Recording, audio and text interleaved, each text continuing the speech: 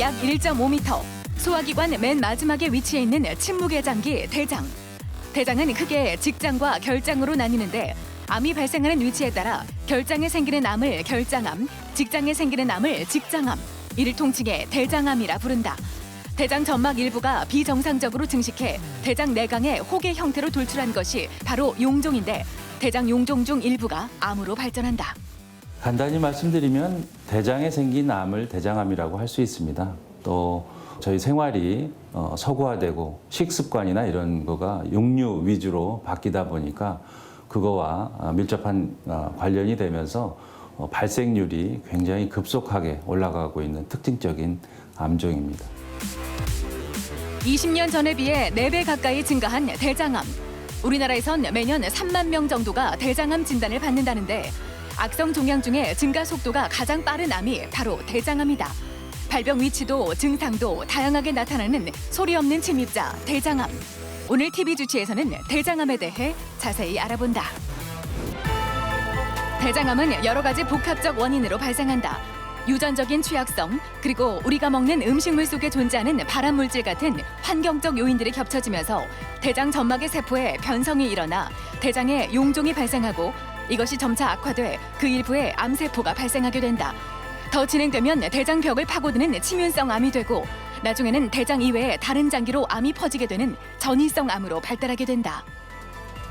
어떤 불편함이 있으셔서 저희 병원 오시게 됐죠? 평소 때보다 화장실도 좀 자주 가고요. 속도 좀 불편한 것 같아서 왔습니다. 최근에 체중 변화 같은 게 있으셨나요? 예, 얼마 전부터 체중이 조금 줄었습니다. 변 보실 때 피가 묻어 나오거나 그런 거를 보신 적 있나요? 가끔 피도 조금 묻어나오고 변 굵기도 좀 가늘어진 것 같습니다. 대장 내시경 같은 거를 해보신 적이 있으신가요? 대장 내시경은 안 했는데요. 얼마 전에 건강검진에서 대변 검사를 했는데 좀 이상이 있다고 얘기를 들었습니다.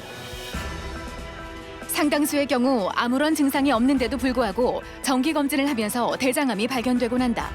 평소에 배변 습관에 변화가 달라진다거나 대변의 굵기가 가늘어지고 묵직한 잔변감 등이 나타난다면 내 몸이 보내는 신호를 한 번쯤 의심해봐야 한다.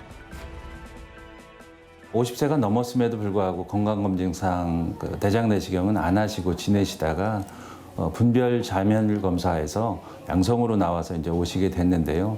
추가적으로 내시경으로 봤을 때 구불결장에 한 3cm 정도나 되는 암종이 발견됐습니다. 그래서 추가적으로는 대장 내시경이 일종의 동굴 탐험이나 마찬가지라 그 안쪽에서만 보는 거고요. 입체적으로 더 추가적인 확인을 위해서는 복부 CT 그리고 전신 상태를 보기 위해서는 폐CT나 이런 것들도 추가적으로 검사가 필요합니다.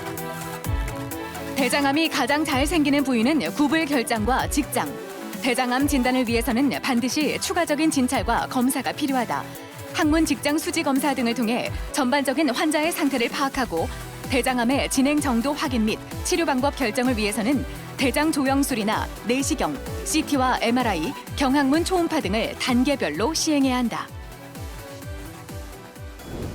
퇴원하시고 댁에 가셔서 어떻게 컨디션은 잘 유지하셨나요? 예, 조금 불편했지만 가벼운 운동하면서 약 먹고 지냈습니다. 지내시는 동안 상처가 덧난다든지 또 변 보실 때 어떤 불편함이 있으셨다든지 그런 건 없으셨나요? 예, 한 번씩 확인했는데 크게 불편한 건 없었고요. 대변을 자주 보는 편이었지만 이상은 없었습니다. 식사하실 때 혹시 반찬 제한하셨었나요? 아닙니다. 처음에 이틀 죽 먹고 그 다음부터는 평소처럼 식사했습니다. 섭취하는 칼로리 총량이 크면 대장암에 걸릴 위험성이 커진다.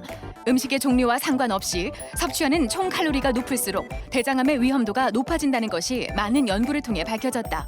대장암은 고지방식, 육류 섭취 증가와도 관련이 있다. 이분은 상행결장암, 즉 우측대장암으로 결장 우반절제술을 지난주에 받으셨고요. 수술 후 이틀 차에 무사히 회복하셔서 퇴원하셨던 분입니다.